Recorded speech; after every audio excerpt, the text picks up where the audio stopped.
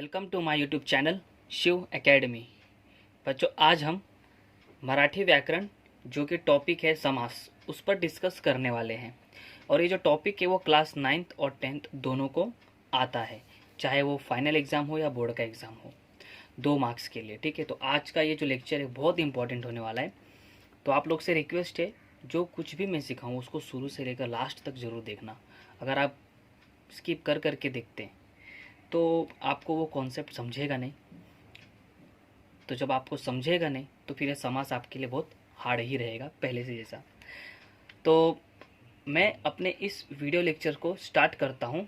ठीक है, तो उसके पहले मैं कुछ रूल्स बता देता हूँ कि देखो, अगर आपको समास बहुत अच्छे से करना है, मतलब एग्ज़ाम में आया तो आपको मतलब आने ही चाहिए वो जैसे तैसे, और वो 2 मार्क्स आपको लेना ही लेना है। अगर आप ये सोचते हैं समास इस टॉपिक से, इस ग्रामर से 2 मार्क्स लेने के लिए, तो बच्चों कुछ कुछ चीज़ें ना उसे दिमाग में रखना पड़ता है, कुछ कुछ चीज़ें याद रखनी पड़ती है तो जाके वो आता है। ठीक है, तो without wasting our time we will start our videos lectures. बच्चों देखो, सबसे पहले ना उसके अर्थ को समझते हैं कि समास का मीनिंग है क्या, एक्चुअल में टॉपिक का मतलब क्या है, इसे ग्रामर में क्यों लाया गया। देखो जरा यहाँ पर आता, ह्या खालीमध्ये जो शब्द दिले आहे, मतलब ये मैं आपको समझाता हूँ 2 मिनट। त्यांना एवढे लांब नाव न बोलता, म्हणजे शॉर्टमध्ये बोलला तर चालेल, मतलब इतना बड़ा नाम न बोलकर अगर हम उसको शॉर्ट में बोल दे तो भी चलेगा। उसी को हम क्या बोलते हैं, समास बोलते हैं। कैसे, देखो सबसे इजी तो यही है, नवरात्रीचा समूह। नवरात्र हम बोलते हैं तो सब समझ जाते हैं, हाँ नवरात्र मतलब, हाँ बरोबर, हमको समझा कि नवरात्र होता क्या है। अगर हम उसको लंबे चौड़े में बोलेंगे तो नवरात्रिचा समूह, इतना लंबा चौड़ा बोलने की ज़रूरत ही क्या है। अगर उसको हम नवरात्र बोल देंगे तो भी वो समझ में आता है सामने वाले को, वही होता है समास। अभी 12 भावांचा समूह, ठीक है, इसको शॉर्ट में कैसे बोलेंगे, 12 भाई। शेती करनारा शेतकरी, है ना। तो इतना लंबा चौड़ा ना बोलकर अगर उसे हम किसी शॉर्ट में बोल देंगे जिससे सामने वाला समझ जाए या जो भी हो, उसे ही हम क्या कहते हैं, समास कहते हैं। बस यही उसका एकदम मीनिंग था। तो आई होप आपको ये मीनिंग समझ में आया है। तो इसके अंदर टाइप्स हैं, हम स्टेप बाय स्टेप एक एक टाइप को डिटेल में करेंगे। ठीक है, तो चलो अब हम इसके टाइप्स वगैरह देखते हैं। तो बच्चों देखो, ये रहा उसका टाइप।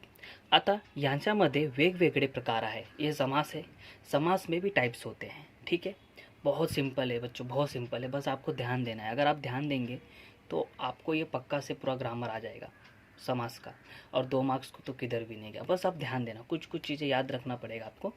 ठीक है, देखो फर्स्ट जो टाइप है वो है अव्ययी भाव समास, दूसरा द्विगु समास, और तीसरा द्वंद्व समास, जो कि उसमें भी 3 अलग अलग टाइप दिया है। देखो ये तो 3 टाइप है, तीसरे का 3 और अंदर सब टाइप है। देखो पहला क्या है, अव्ययी भाव समास, दूसरा द्विगु समास, तीसरा द्वंद्व समास। तो द्वंद्व में इतरेतर, वैकल्पिक और समाहार, ये 3 अलग दिया है उसके अंदर। ठीक है, तो हम एक एक को डिटेल में पढ़ेंगे। अब एक्चुअल समास चालू होने जा रहा है, जो कि आपको समझना पड़ेगा, और मैं जो चीज़ बोलूँ उसको ध्यान में रखना पड़ेगा और याद रखना पड़ेगा, तो आपको पक्का से आपका मार्क्स एकदम मिल जाएगा। ठीक है, तो समास के 3 टाइप होते हैं, ये आपको पता चल गया, इतना मैं समझ के चलता हूँ।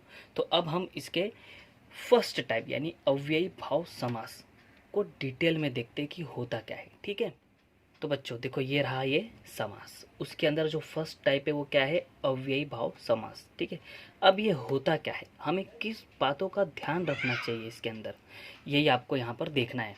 बस आप ये समझ गए कि आपको ध्यान कहाँ देना है, और कुछ मैं यहाँ एग्जाम्पल दिया हूँ तो आपको पक्का से आ जाएगा। देखो, ज्या समासाचा विग्रह करताना प्रमाणे, प्रत्येक, सर्वांत, पासून, पर्यंत, शिवाय असा अव्ययांचा उपयोग करावा लागतो, त्यास अव्ययी भाव समास असे म्हणतात। मतलब अगर हम किसी समासिक शब्द का विग्रह करते समय ये सारे वर्ड यूज़ कर रहे हैं तो समझ जाना है वो अव्ययी भाव समास है। बच्चों क्या होता है ना कि समास दिया रहता है, ऐसा भी दिया रहता है, बस हमको कभी कभी ना उसको, मतलब जैसे यहाँ समासिक शब्द है उसका विग्रह करके ये बना, कभी कभी विग्रह करके दिया रहता है, हमको समासिक शब्द बताना पड़ता है।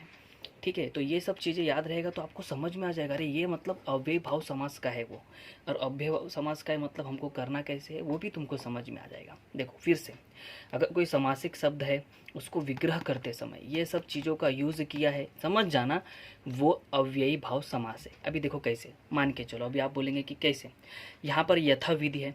तो एक बात तो मैं आपको बोल देता हूँ कि आपको याद तो करना पड़ेगा। देखो कैसे याद करना है, जैसे बहुत से नोट्स होते हैं, टारगेट है, रिलायबल है, मास्टर की है, जो कुछ भी है, डाइजेस्ट है, उसके लास्ट पेज पर जहाँ पर पूरे ग्रामर सेक्शन का डिटेल में दिया रहता है ना, वहाँ पर जाकर आपको समास है, समास के जितने भी मतलब समास में जितने भी दिए रहेंगे ना, ऐसे जैसे मैंने यहाँ पर सिर्फ ज़्यादा से ज़्यादा मैंने यहाँ पे 6 से 7 ही एग्जाम्पल्स लिया है, लेकिन आपको उस नोट्स में पूरा भरपूर दे देगा 20-30, उसमें से ही आप याद करना, और पक्का से उसमें से ही हर साल पूछता है। और प्रीवियस ईयर के क्वेश्चन को उठा के एक बार देख लेना, समास आपको एकदम अच्छे से आ जाएगा। अभी यथाविधि दिया, देखो याद रखना है कुछ कुछ चीज़ें, तो आप एक बार किसी चीज़ को क्लियर होगे तो ही तो आपको याद रहेगा ना। तो बस एक बार आप डाइजेस्ट वगैरह से देख लेंगे ना तो आप एकदम अच्छे से आ जाएगा। अभी समासिक शब्द यथाविधि है। अब यथाविधि विधि प्रमाणे ही होता है, आपको कैसे पता चलेगा, जब आप कुछ याद किए रहेंगे, तब एक बार देखे रहेंगे ना तो भी आपको समझ में आ जाएगा। समास इतनी मतलब छोटी चीज़, इतना ईजी है ये टॉपिक। प्रति साल, प्रति जब आ गया तो भी आप समझ जाना, प्रति मतलब प्रत्येक। उत्तमोत्तम, ये देखो सर्वात उत्तम उस वर्ड में ही है कि उत्तमोत्तम मतलब सबसे ज़्यादा उत्तम है वो, मतलब सबसे ज़्यादा बेस्ट है वो।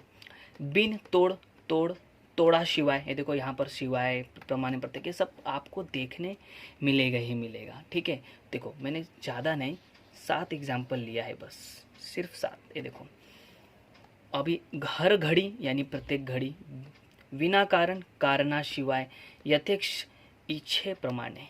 तो आपको ये अगर याद रहेगा तो आप समझ जाएंगे कि इसको विग्रह कैसे करना है, या फिर विग्रह करके दिया भी रहेगा तो आपको समासिक कैसे करना है। ठीक है, तो अव्ययभाव समास में आपको यही याद करना है, बस इतना याद कर लेंगे तो आप समझ में आ जाएगा।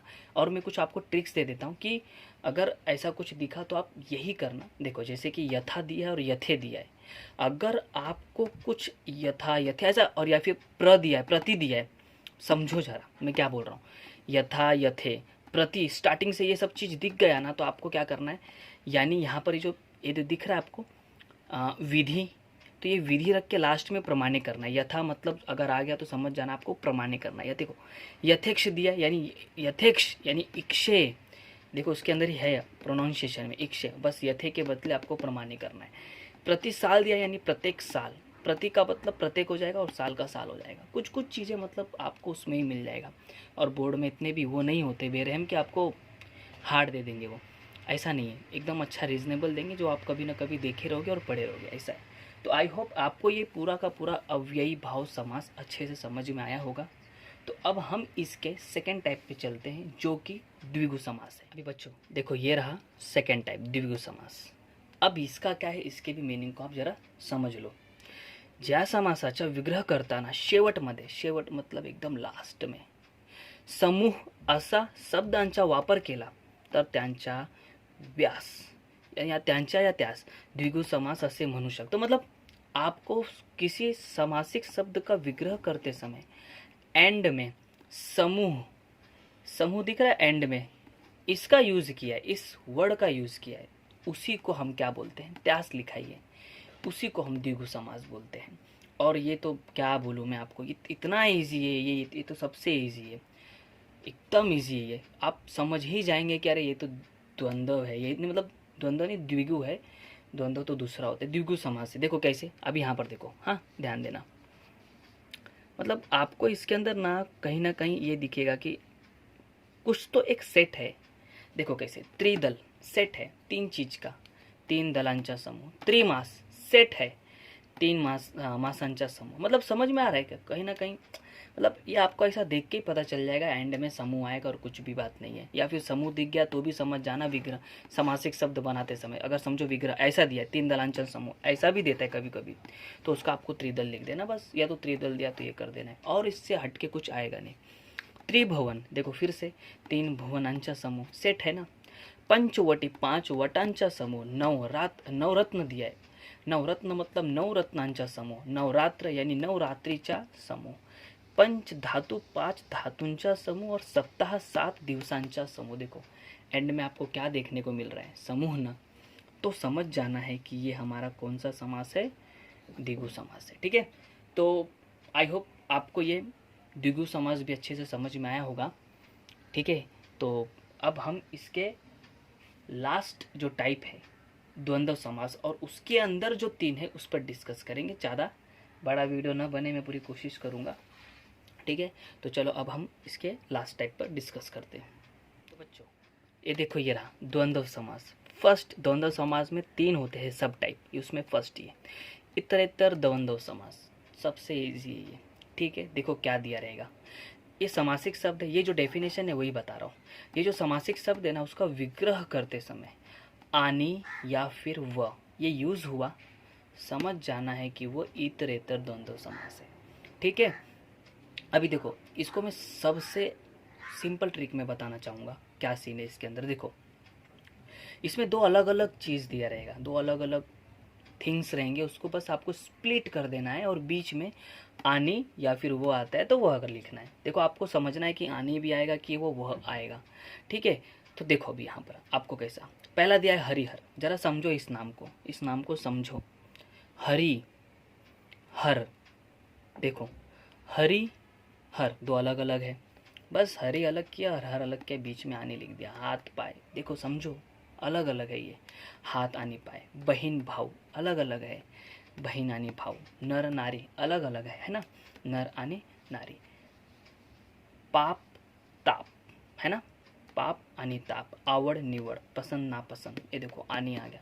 वृक्ष लता, वृक्ष आनी लता, कितना इजी है। आप बोलेंगे आप व का तो यूज़ ही नहीं हुआ, व का यूज़ बहुत रेयर होता है। ठीक है, तो जो व वाले शब्द है ना, आप अपने डाइजेस्ट से अपने नोट से देख लेना, वो चीज़ को अच्छे से याद करना और बाकी चीज़ पे तो आपको आनी लगाना है। मतलब 98% पे तो आपको आनी आनी आनी आनी ये वाले आएंगे। 2% जो रहेगा आप उसको याद कर लो, बाकी छोड़ दो, ऑटोमेटिक वो आने वाला हो जाएगा। ठीक है, तो ये था द्वंद्व समास का फर्स्ट सब टाइप, इतरेतर द्वंद्व समास। आई होप आपको समझ में आ रहेगा। कुछ भी ऐसा सीन हो आप कमेंट बॉक्स में कमेंट करके पूछ लेना। और एक और बात, आपको मन में ऐसा रहेगा कि क्वेश्चन कैसे आएगा, क्वेश्चन वैसे ही आएगा। समासिक शब्द दिया रहेगा हरिहर, आपको विग्रह कर देना है, बस कुछ भी नहीं, विग्रह करना। जैसे हरिहर दिया है, ठीक है, ये आपका वर्ड है बरोबर। हरि आनी हर आपने विग्रह किया और समासिक ने मतलब कौन से समास में आता है, इतरेतर द्वंद्व समास में आता है, वो भी बताना है। देखो ये रहा, एरो मारे हरिहर, हरि आनी हर बता दिए, फिर से एरो मारे इतरेतर द्वंद्व समास बता दी, खत्म इधर ही। 1 मार्क्स ऐसा और 2 दिएगा तो 2 मार्क्स का आपको मिल जाएगा। ठीक है, तो ये था इतरेतर द्वंद्व समास। मैं उम्मीद रखता हूँ आपको समझा रहेगा। आप इसके सेकंड टाइप को देखते हैं, सब टाइप को, उसका नाम है वैकल्पिक द्वंद्व समास। ठीक है, तो बच्चों देखो ये तीसरा जो टाइप था ना एक्चुअल द्वंद्व समास, उसका सेकंड सब टाइप वैकल्पिक द्वंद्व समास। ये भी सेम वैसे ही है जैसा अभी हमने जस्ट पहला वाला डिस्कस किया इतरेतर द्वंद्व समास। मतलब ये समासिक शब्द जो ये लिखा हुआ है वो मैं एक्सप्लेन कर रहा हूँ। जो ये समासिक शब्द है उसको विग्रह करते समय, विग्रह करते समय अथवा या किंवा ये यूज हुआ, समझ जाना है कि ये वैकल्पिक द्वंद्व समास है। वैकल्पिक को इंग्लिश में हम ऑप्शनल बोलते हैं, ऑप्शनल। अब मैं आपको इसके अंदर भी एक ट्रिक दे देता हूँ। जैसे मैंने बोला था 98% वहाँ पर आनी यूज होता है, कहाँ पर, इतरेतर द्वंद्व समास में। तो वैकल्पिक द्वंद्व समास में भी 90% जगह पे किंवा यूज होता है, बस 2% में अथवा यूज होता है। ये 2% को याद कर लो, बाकी जगह पे किंवा ऑटोमेटिक आ जाएगा। कैसा, देखो अभी आपको समझ में आएगा। 1 2, 1 या तो 2, 3 4, 3 या तो 4। मतलब किंवा का मतलब मैं आपको बता रहा हूँ, या तो 1 या तो 2, है ना। सत्य असत्य, सत्य असत्य, देखो सत्य किंवा असत्य, सत्य या असत्य। 8 15, 8 या फिर 15। तो किंवा मतलब क्या, या यानी ओ आर और। 1 2, 1 किंवा 2, 3 4, 3 किंवा 4, सत्य असत्य, सत्य किंवा सत्य, 8 15, 8 किंवा 15, 1.5 2, 1.5 किंवा 2, बरोबर। तो ये सब बस आपको किंवा लगा देंगे ना, बस किधर नहीं गया आपका 2 मार्क्स। ठीक है, तो आई होप आपको ये द्वंद्व समास समझ में आया होगा क्या है। अब हम इसके एकदम लास्ट वाले टाइप पर चलते हैं, फिर ये हमारा समास का टॉपिक ख़त्म हो जाएगा। मैंने ऑलमोस्ट मराठी के एक टॉपिक को ख़त्म कर दिया, ऑलमोस्ट। 2-4 बचे रहेंगे तो उसको ख़त्म कर दूंगा, फिर मेरा पूरा मराठी सेक्शन ख़त्म हो जाएगा और एक प्लेलिस्ट क्रिएट करूँगा मैं। आप बिंदास वहाँ से किसी भी टॉपिक पर आप देख सकते हैं, ठीक है। तो चलो अब हम इसके तीसरे सब टाइप पर डिस्कस करेंगे। माय डियर स्टूडेंट, अब ये तीसरा यानी जो टॉपिक था हमारा थर्ड टाइप द्वंद्व समास का, अब उसके अंदर ये जो तीसरा सब टाइप है समाहार द्वंद्व समास। मतलब कि क्या है ये समासिक शब्द है, इसको विग्रह करते समय एंड में याद रखना वगैरह इस शब्द का यूज किया हो तो आपको समझ जाना है भाई ये समाहार द्वंद्व समास है, ठीक है। तो अब देखो कैसे क्या करना है। इसमें समासिक शब्द दिया है, उसको विग्रह करते समय एंड में आपको क्या लिख देना है, वगैरह। कैसे देखो, हळदी कुंकू वगैरह। मतलब ऐसा नहीं कि एक या तो दो हो, बहुत कुछ हो उसमें। हम इसलिए बोल नहीं पाते तो हम बोलते एक्सेट्रा एक्सेट्रा ना, ये वही वगैरह है मराठी में, ठीक है। जो हम हिंदी में बोलते ना एक्सेट्रा, इंग्लिश में एक्सेट्रा वगैरह वगैरह, ये जो कुछ भी यही है वो वगैरह। बस आपको लास्ट में दो चीज़ है, दोनों को अलग करना है कॉमा के हिसाब से। देखो दोनों को अलग कर दिए, कॉमा के हेल्प से कर दिए, अब लास्ट में वगैरह डाल देना है, ठीक है। देखो कैसा, हळदी कॉमा कुंकू वगैरह। शेती कॉमा वाड़ी, ये कॉमा नहीं है, गलती से लग गया, वगैरह। गप्पा कॉमा गोष्ठी, देखो अलग वगैरह। पान कॉमा सुपारी वगैरह। देखो अन्न कॉमा वस्त्र वगैरह। केर कचरा, तो केर कॉमा कचरा लिखकर भी वगैरह डाल सकते थे, बट केर कचरा मतलब विविध प्रकारांचा कचरा वगैरह। स्नेह कॉमा सोबती वगैरह।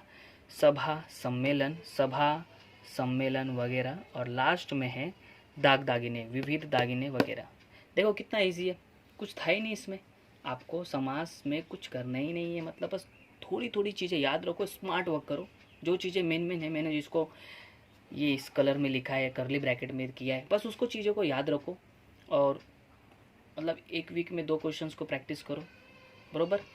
3-4 अलग अलग टाइप के, मतलब उसको प्रैक्टिस करके रखो, ध्यान में रखो, और आपका 2 मार्क्स किधर भी नहीं गया, ऐसा है। तो ये था समास का टॉपिक, जो कि बहुत से बच्चों को बहुत हार्ड लगता है कि समास नहीं आता है वगैरह वगैरह, नहीं समझ रहा है ऐसा वैसा। तो ये था पूरा का पूरा वीडियो लेक्चर। जिसने शुरू से देखा रहेगा उसको गारंटेड समझ में आएगा। अगर कहीं कुछ डाउट हो तो फिर से पीछे जाकर देख लेना कहाँ पर डाउट था, 1 बार 2 बार 3 बार उसको देखना, समझ में आएगा। तो भी अगर नहीं समझ में आया ना, कमेंट बॉक्स में मुझसे पूछ लेना, मैं आपको वहाँ पर रिप्लाई करके आपका डाउट क्लियर कर दूंगा, ठीक है। तो ये पूरा टॉपिक था समास का। वीडियो बनाने में बहुत मेहनत लगता है, ये पीपीटी तैयार करने में बहुत मेहनत लगता है बच्चों। तो ये आपके लिए, ये सिर्फ वो भी फ्री में, बस आपको कुछ करना नहीं है, आपको अच्छे से पढ़ना है और अच्छे से एग्ज़ाम लिखना है, ठीक है। अगर वीडियो पसंद आया ना तो लाइक कर देना, नहीं करेंगे तो भी चलेगा, ठीक है। तो अब मैं इस टॉपिक को, इस वीडियो लेक्चर्स को ख़त्म करता हूँ। अब मैं नेक्स्ट वही मराठी का कोई ग्रामर उठाकर, जैसे कि कोई विराम चिन्ह बचा रहेगा तो वो सब उठा के लाऊंगा। तो thank you so much for watching this video and God bless you all.